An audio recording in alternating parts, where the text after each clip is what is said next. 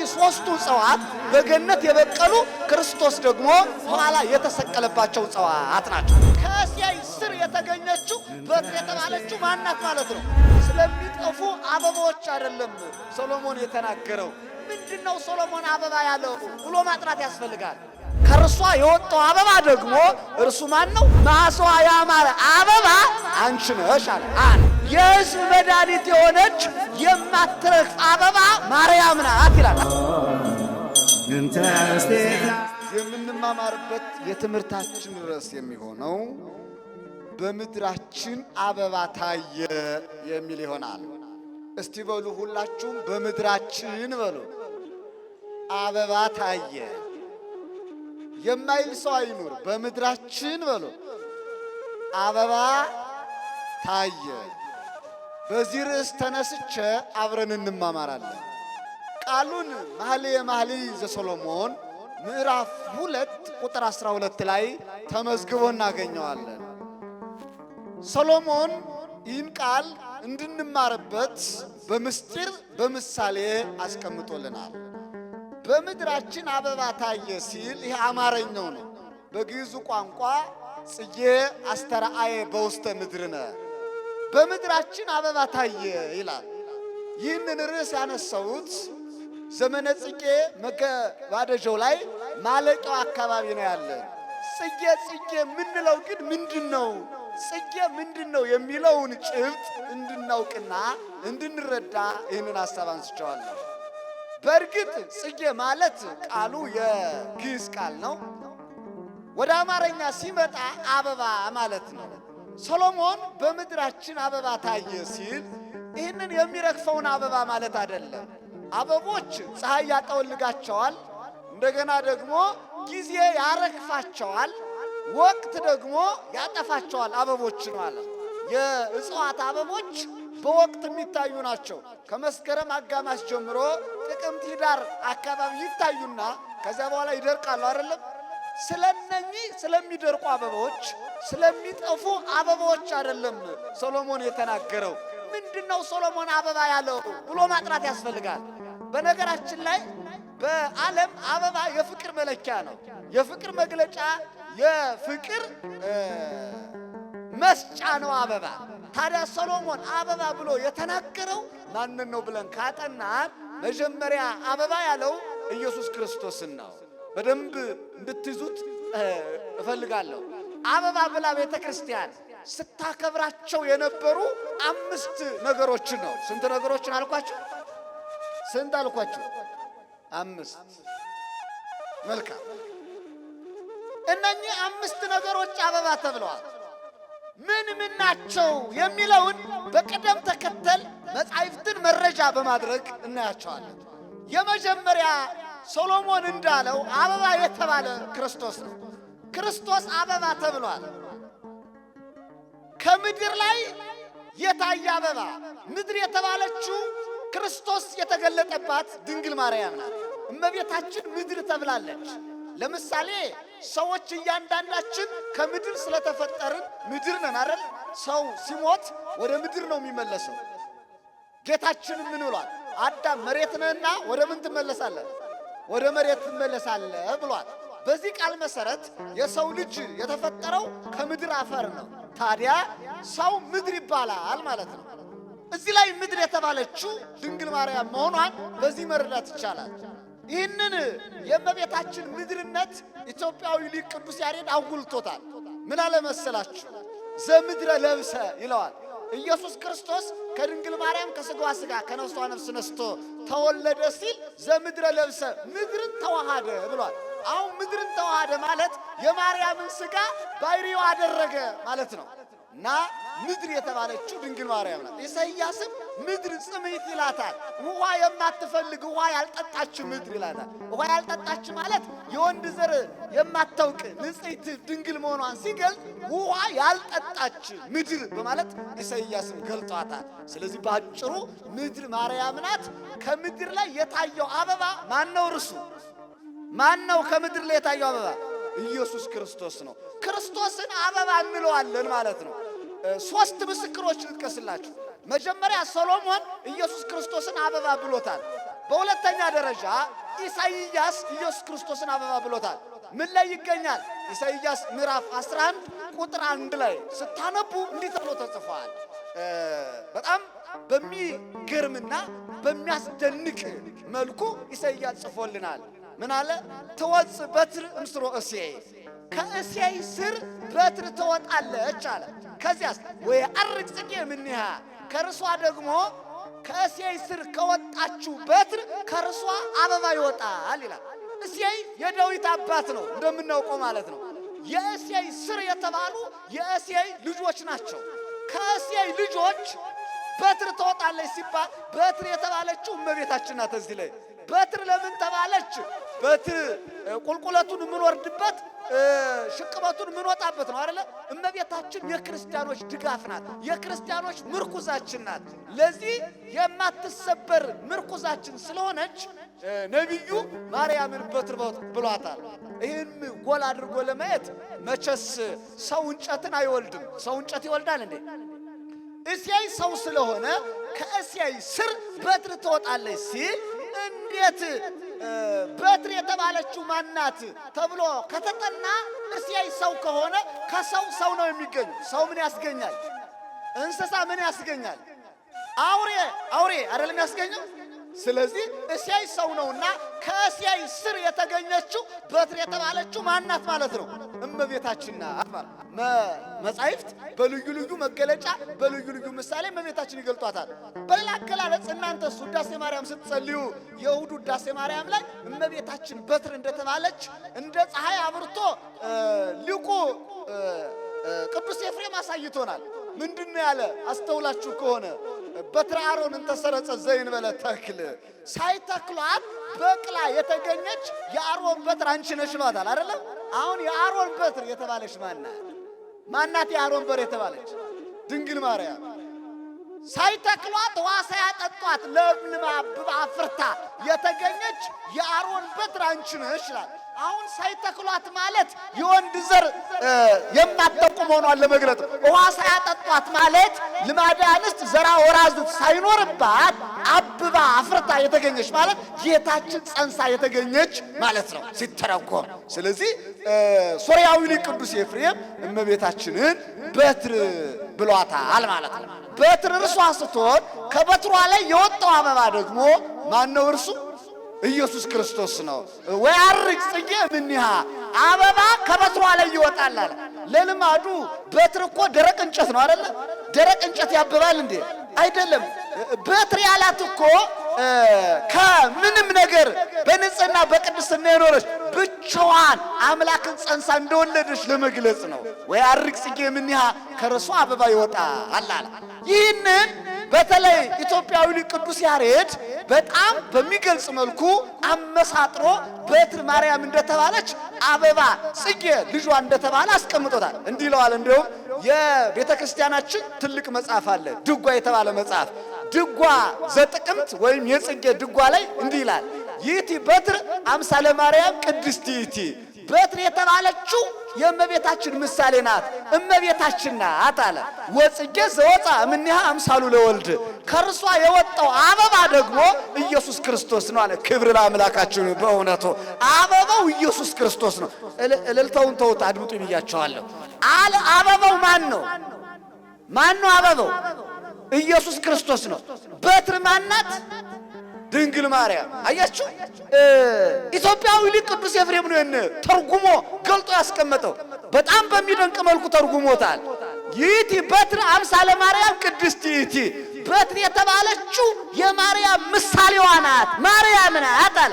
ወጽጌ ዘወፃ እምኔሃ አምሳሉ ለወልድ፣ ከርሷ የወጣው አበባ ደግሞ እርሱ ማን ነው? ወልድ ክርስቶስ ነው አይደለ? በስመ አብ እንልና ምንድን ነው የምንለው? ወልድ ደግሞ ክርስቶስ ነው ማለት። አበባው ክርስቶስ ነው አለ። አሁን ሶስት ምስክር አየን። ኢሳይያስን፣ ሰሎሞንን፣ ሊቁ ቅዱስ ያሬድን ምስክር አደረግን አይደለ? ኢየሱስ ክርስቶስ አበባ እንደተባለ ነው። መልካም። ከዚህ ላይ አበባ የሚያብበው ፍሬ ሊያፈራ ነው። ፍሬ ሊያፈራ ያብባል። የአበባው ፍሬ ምንድነው ብለን መጠየቅ ያስፈልጋል። አበባውን ኢየሱስ ካልን ፍሬው ደግሞ ክርስቶስ በመስቀል ላይ ተሰቅሎ ስጋውን ቆርሶ ደሙን አፍሶ የሰጠን የክርስቶስ ስጋና ደም ነው። አያችሁ፣ ፍሬው የክርስቶስ ስጋውና ደሙ ነው። አበባው ክርስቶስ ነው። እርሱን አበባ ስንለው የአበባው ፍሬ ደግሞ ስጋውና ደሙ ነው። ስጋዬን ብሉ ደሜን ጠጡ ብሎ ራሱን የሰጠን አበባው ያፈራል። ከክርስቶስ ደግሞ ስጋውና ደሙን ተቀብለናል ማለት ነው። ይህ አንዱ ምሳሌ ነው። ስንት ነገሮች ነው አበባ የተባሉ አልኳችሁ? ስንት ናቸው አልኳችሁ? 5። አንዱ ይህ ነው ባጭሩ። አበባ አንዱ ማን ነው አልኳችሁ? ማን ነው አበባ ብትባሉ? ጽጌ ማን ነው? ማን ነው ጽጌ? መልሱልኝ። የጋራ ነው ትምህርት። ማን ነው ጽጌ? መልካም። ሁለተኛ ጽጌ የተባለች ድንግል ማርያም ናት። እመቤታችን ጽጌ ተብላለች። በቀላል ምሳሌ ላሳያችሁ። መጻሕፍት እንደዚህ የምታዩቸው መጻሕፍት ላይ አንድ ገጸ ንባብ ሆኖ ሲገለጡ ሲመሰጠሩ ሌላ ምስጢር ነው የሚገኛቸው። በቀላል ምሳሌ የማስረዳችሁ አሁን በግ አለ አይደል? በግ መጀመሪያ ከላይ የሚታየው ምንድን ነው የሚታየው? ምንድን ነው የሚታየው? በግ ነው። እዚህ ሰፈር በግ አታውቁም። ስንቱን ጨርሰን በልተን የለ እንዴ አይደለ? በግ ላይ ምን ይታያል? ጠጉሩ ሲሸለት ጠጉሩ ሲነሳ ምንድን ነው የሚታየው?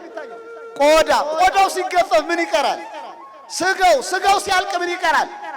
አጥንት። ስንት ነገር አገኛችሁበት። ከላይ ጠጉሩ ሲነሳ ቆዳው ሲገፈፍ ስጋው ሲያልቅ ምን? አጥንት። አያችሁ፣ የመጻሕፍት ምስጢር እንደዚህ ነው። ከላይ ስታዩአቸው ልክ እንደ ጠጉር ገጸ ንባባቸው አለ። አሁን አበባ የሚለው የመጀመሪያው እንደ ጠጉር ላይ የታየ ነው። ውስጡ ግን ሲነሳ ማን አለ? አበባ የተባለ ክርስቶስ ነው። አንድ እንደገና ሲተረጎም ደግሞ አበባ የተባለች ድንግል ማርያም ናት ይላል። ማናት አበባ? ድንግል ማርያም። ድንግል ማርያምን አበባ ሲላት ማስረጃ ያስፈልጋል። ያለ ኤቪደንሲ ማንም ሊያምን አይችልም። ማስረጃ ያስፈልጋል። መጽሐፍ እንዲህ ይላል። የእርሷን አበባነት በግልጽ ቋንቋ ተቀምጦልናል። እንዲሁም ቅርብ ስለሆነ እናንተ ከምታገኙት ጥቅስ ልጥቀስላችሁ። መቼም ውዳሴ ማርያም በዚህ ዘመን የማይጸልይ ሰው ይኖራል ብዬ አላስብም። ትጸልያላችሁ አይደለ? ይህን ክፉ ዘመን የምታልፉት ከጸለያችሁ ነው። ካልጸለያችሁ ክፉን ዘመን ላታልፉት ትችላላችሁ። ጸሎት የማያሳልፈው መከራ የለም አይደለ? ልትጸሉ ይገባል። በተለይ ውዳሴ ማርያም የማይጸልይ ክርስቲያን አይደለም። ብዙ ጊዜ ሰዎች ለመንፈሳዊ ነገር እንሯሯጣለን፣ እንቀዳደማለን። ነገር ግን የግል ሕይወታችን ሲመዘን ውዳሴ ማርያም እንኳን ሳይጸልይ የሚውል ክርስቲያን አለ። ይሄ በጣም ነውር ነው በጣም። እና ውዳሴ ማርያም ላይ የሶርያዊ ሊቅ ድርሰት ነው። ውዳሴ ማርያም ምን ይላል መሰላችሁ? እመቤታችንን አበባ ሲላት የውዱ ውዳሴ ማርያም ላይ አንቲ ውእቱ ጽጌ መዓዛ ሰናይ፣ መዓዛዋ ያማረ አበባ ማነሽ ይላታል? ማነሽ ይላታል? አንቺ ነሽ። አይገርም? መዓዛዋ ያማረ አበባ አንቺ ነሽ ይላታል። ቅድም እልል አትበሉ ያልኳችሁ በዚህ ወቅት እመቤታችን ያለቀሰችበት እንደሆነ ታውቃላችሁ አይደለ? ቤተ ክርስቲያን ሰቆቃወ ድንግል የሚባል ድርሰት አለ። ሌሊቱን ሙሉ እሑድ ሊቃውንቱ የሚሉት የማርያም ልቅሶ ያለቀሰችበት ወቅት ነው። እመቤታችን ያዘነችበት ወቅት ነው። በእርግጥ እኛ እንበላበታለን፣ እሷ ተርባበታለች። እኛ እንጠጣበታለን፣ እሷ ተጠምታበታለች። እኛ እንደሰትበታለን፣ እሷ ግን ምን ብላለች? አልቅሳበታለች፣ አዝናበታለች አይደለ? አዘኔን ለማን ልንገር እኮ ነው ያለችው በዚህ ወቅት። አዎ ለማን ነው አዘኔን የምነግር? ድንግል ማርያም እያለቀሰች ሰቆቃወ ድንግል የተባለ ድርሰት አለ። የማርያም ልቅሶ ማለት ነው። ማሕሌተ ጽጌ ሰቆቃወ ድንግል የእመቤታችን ያንን የስደቱን መከራዋን የገጠማትን ሁሉ የሚገልጽ ነው ያንን መከራዋን። እኛ ግን በቃ መብሉ ለጉድ ነው፣ መጠጡ ለጉድ ነው። እርሷ ግን ተርባለች አይደለ? ተጠምታለች አይደለ? ግን መልሱ እንዴት እንደሆነ እግዚአብሔር ይወቀው። አሁን ወደ ነገር ልመልሳችሁ። ጽጌ እመቤታችን ናት ነው። ማን አለ? ቅዱስ ኤፍሬም አላለም? ቅዱስ ኤፍሬም ምን ይላል? አንቲ ውእቱ ጽጌ መዓዛ ሰናይ፣ መዓዛዋ ያማረ አበባ አንቺ ነሽ አለ። አንድ ሁለተኛ ቅዱስ ያሬድ ደግሞ ምን እንዳላት ልንገራችሁ። መዝገቡ ለቃል ጽጌ እንተ ይትነገፍ መድኃኒተ ሕዝብ፣ የአብ አካላዊ ቃል ማደሪያው የሆነች የሕዝብ መድኃኒት የሆነች የማትረግፍ አበባ ማርያም ናት ይላል። አያችሁ? ምን የማትል አበባ? እስቲ በሏት፣ የማትረግፍ አበባ በሏት። እርም አምላክን በሏት፣ የማትረግፍ አበባ። በቃ አበቦች ሁሉ ይረግፋሉ። እመቤታችን ግን አዎ የማትረግፍ አበባ ይላታል። ጽጌ እንተ ይትነገፍ የማትረግፍ አበባ ይላታል ማርያም። ኢትዮጵያዊ ሊቅ ቅዱስ ያሬድ እኮ ነው። ቅዱስ ያሬድ ይህንን የእመቤታችን አበባነት ገልጾታል። በሌላ መልኩ ሰሎሞን ራሱ በመኃልዩ እመቤታችን ጽጌ ደንጎላት የሱፍ አበባ ብሏታል።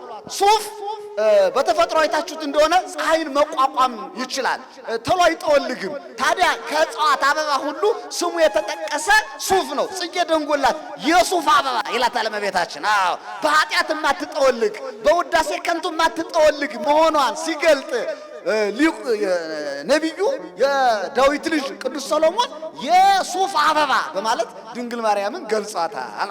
እና እነኚህ ሶስቱ ሊቃውንቱ መጻሕፍቱ ያሏቸው ሁሉ እመቤታችን አበባ እንደሆነች ይገልጣል። ማናት አበባ አልኳችሁ? ድንግል ማርያም። መልካም። የአበባዋ ፍሬ ማን ነው ነው? አሁን እዚህ ላይ እመቤታችን አበባ አላት፣ አበባ ያፈራል። ፍሬዋ ማን ነው? ኢየሱስ ክርስቶስ። አያችሁ፣ ገባችሁ አሁን ማለት እኮ ነው። እመቤታችን አበባ ስንላት ፍሬ የምንለው ልጇን ነው። ይህም ደግሞ ማስረጃ አለ። ከቅርባችሁ ነው የምጠቅስላችሁ። ዛሬ የማክሰኞ ውዳሴ ማርያም ላይ ምን ይላል? ወፃ ምኔኪ ፍሬ ሕይወት፣ ፍሬ ሕይወት ወፃ ምኔኪ ወይም ወፃ ምኔኪ ፍሬ ሕይወት ይላል። የሕይወት ፍሬ ካንቺ ወጣ ይለዋል። እመቤታችን የወለደችው የሕይወት ፍሬ ነው። ወፃ ምኔኪ ፍሬ ሕይወት አልጸለያችሁም? የማክሰኞ ውዳሴ ማርያም ላይ የሕይወት ፍሬ ካንቺ ምን አለ ነው የሚለው? ካንቺ ወጣ። ታዲያ የሕይወት ፍሬ የተባለው ማን ነው? ከድንግል ማርያም የወጣው ከድንግል ማርያም የተወለደው የሕይወት ፍሬ ማን ነው? እርሱ ኢየሱስ ክርስቶስ ነው። እርሷ የፍሬው መገኛ አበባ ናት። ፍሬው የወጣው ደግሞ ከአበባዋ ላይ ነው። አበባ ማርያም ናት፣ ጽጌ ማርያም ናት። ፍሬዋ የአበባዋ ፍሬ ኢየሱስ ክርስቶስ ነው። ይህንን መጻሕፍት ይገልጣሉ፣ ይተረጉማሉ ማለት ነው። አሁን ስንት ነገርኳቸው? አበባ የሚለው ስንት ነገርኳቸው? ሁለት ነገርኳቸው አይደል? እሺ፣ ሶስተኛ አበባ መስቀል ነው። ቅዱስ መስቀል አበባ ተብሏል። ይህን ደግሞ ስምዖን ዘአምድ የተባለ ሊቅ ምን አለ መሰላችሁ? ማር ለመስራት ንቦች አበባውን ይከቡታል ይላል።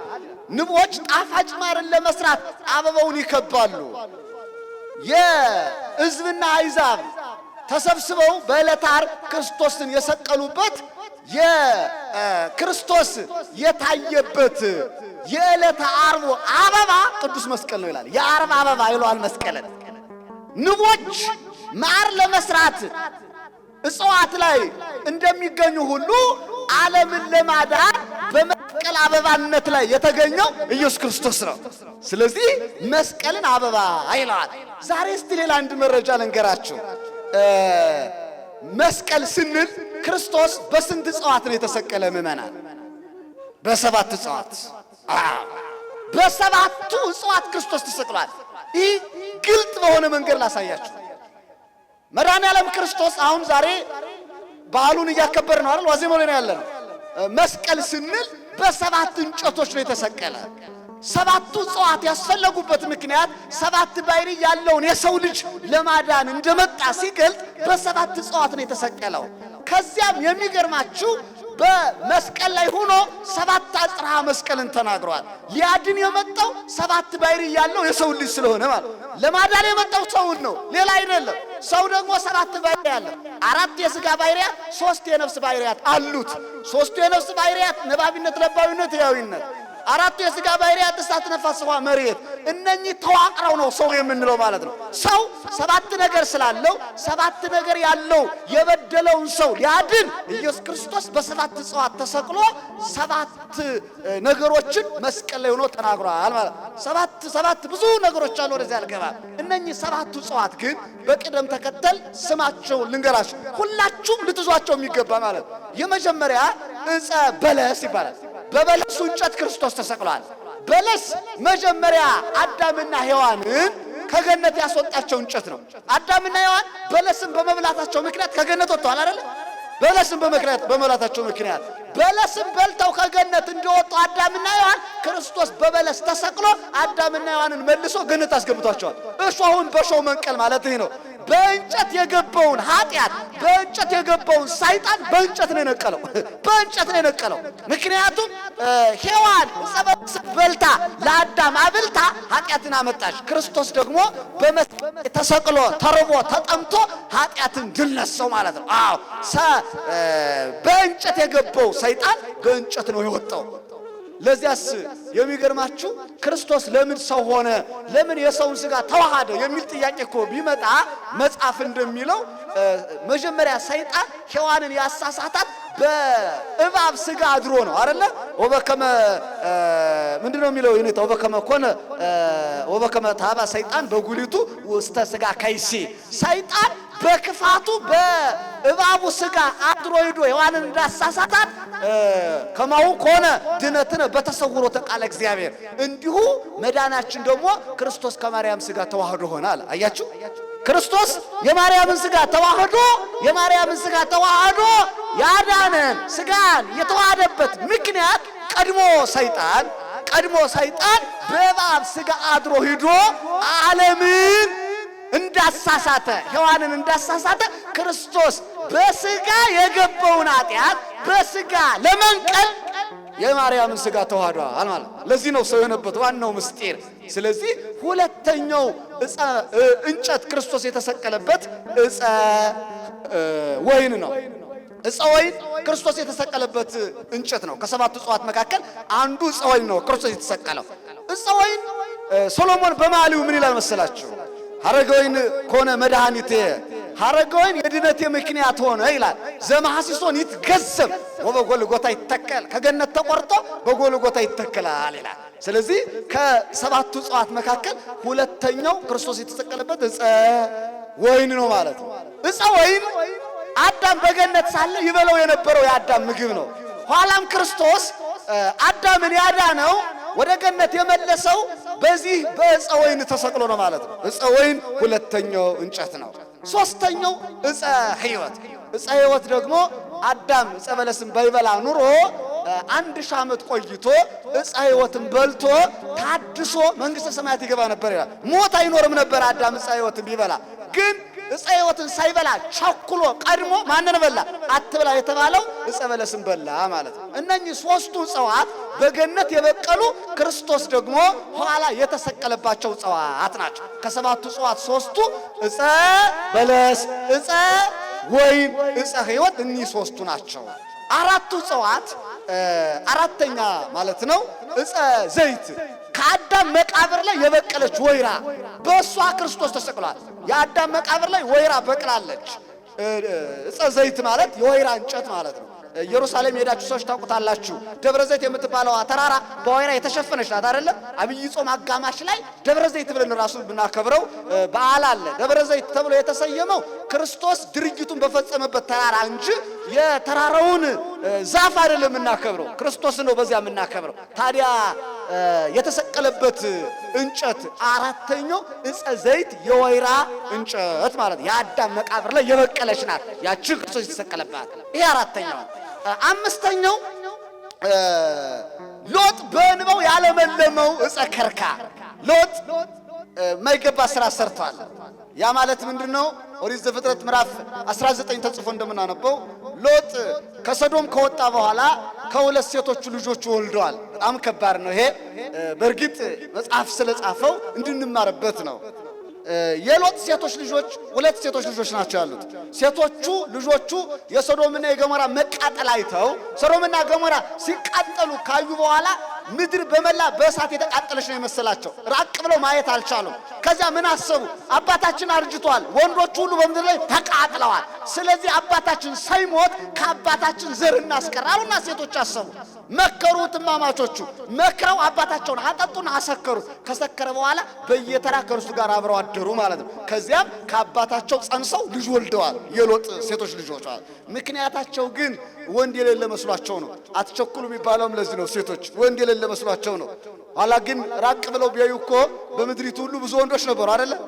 የዘር እናስቀር በማለት ሐሳብ ነው ከአባታቸው ጸንሰው የወለዱ። የሚያስተምራቸው መምህር አልነበረም፣ መጽሐፍም የለም፣ የእምነት ቦታም የለም። ከዛ በኋላ ሎጥ ለአብርሃም ሄዶ ነገረው። አብርሃም የሎጥ ቤተሰብ ነው። ለአብርሃም ሲነግረው አብርሃም ሎጥን ምን አለው? ዕፀ ከርካ የሎሚ ዛፍ ቁረጥና ሎሚውን አድርቀው እንደ ፖል ከደረቀ በኋላ መሬት ላይ ተክለህ እንባህን አጠጣው። ሲደርቅ ማለት እንደ ፖል ተክለህ ከደረቀ በኋላ እንባህን አጠጣው። እንባህን ስታጠጣው ከለመለመ እግዚአብሔር ይቅር ብለዋል ማለት ነው። ካለመለመ ግን እስኪለመልም ድረስ አሁንም አጠጣው አለ። ከዚያ ሎጥ አብርሃም ያለውን እሺ ብሎ ተቀበለ። ምእመናን እኔና እናንተ ብንሆን እናደርገዋለን። አሁን የነፍስ አባታችን ንስሐ ስንገባ ክንፍ አውጥታችሁ እስክትሄዱ ድረስ ጸልዩ ቢሏችሁ እሺ ብላችሁ ትቀበላላችሁ? እኔ አባት ሆነዋል አብደዋል እንዲያትሉ አያችሁ። የሎጥ እምነቱ አብርሃም ያለውን እሺ አለና ተቀበለ። ሄደና የሎሚውን ዛፍ ቆረጠው፣ አደረቀው። ከደረቀ በኋላ አሸዋማ ቦታ ላይ ተከለው። እዚያ ላይ ተክሎ እያለቀሰ እንባውን ማጠጣት ጀመረ።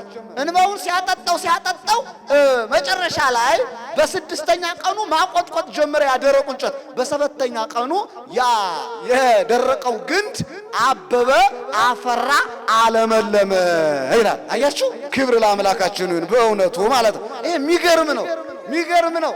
እንግዲህ ያ ሎጥ በእንባው ያለመለመው ዛፍ የሎጥ እንባ ያለመለመው ዕፀ ከርካ ክርስቶስ ከተሰቀለባቸው እጽዋት መካከል አንዱ ነው። ዕፀ ከርካ ይሄ ስንተኛ ነው?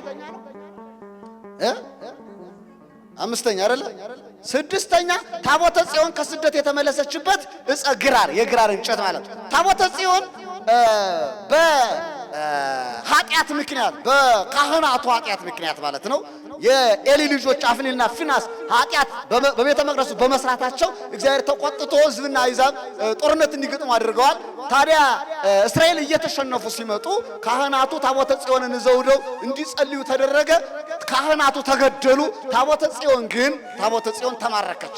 ከተማረከች በኋላ በኢሎፍላውያን ምድር ላይ በሽታ በዛ። ኢሎፍላውያን ታመሙ፣ እጅግ መከራ ተቀበሉ። በመጨረሻ ምን አሉ? ታቦተ ጽዮን ከዚህ ትውጣልን አሉ። ታቦትን አክብሩ ምእመናን። ታቦትን ካላከበራችሁ እንደ ወዛ ትቀሰፋላችሁ።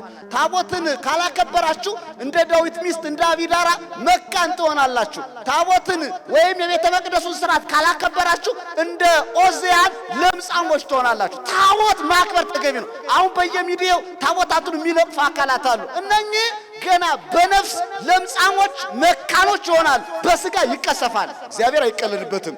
እንደ እግዚአብሔር ታጋሽ ማንም ስለሌለ እንጂ በእግዚአብሔር የሚቀለደው ቀልድ አሁን ቀላል አይደለም። ስለዚህ ልንጠነቀቅ ይገባል እላቸዋለሁ። ታቦተ ጽዮን መቅሰፍት ስታበዛባቸው ኢሎፍላውያን ከተማችን ትውጣልን አሉና ታቦተ ጽዮን እንድትወጣ መከሩ።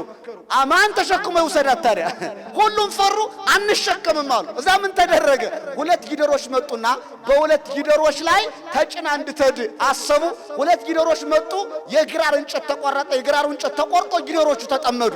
ከጊደሮቹ ላይ ምን አደረጉ? እዚያ በመሎያ አንስተው ታቦተ ጽዮንን ከጊደሮቹ ላይ የግራር እንጨት ጠምደው እዚያ ላይ ያስቀመጧት። ጊደሮቹ ወደ እስራኤል ሀገር ዘዋት ገብተዋል ይላል። ያ ታቦተ ጽዮን ከስደት የተመለሰችበት የግራር እንጨት ኋላ ክርስቶስ ሲሰቀል በዕለተ ዓርብ የተሰቀለበት እንጨት አንዱ ይህ ነው ማለት ነው። ይሄ ስንተኛ ነው?